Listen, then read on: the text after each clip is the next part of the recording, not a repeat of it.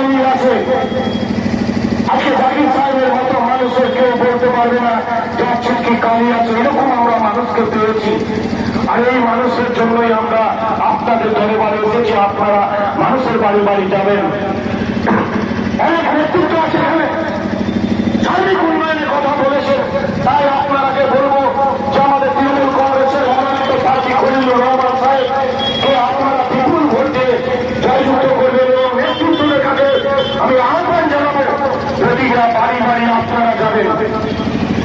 যদি আপনারা প্রতিটা পরিবারের কাছে না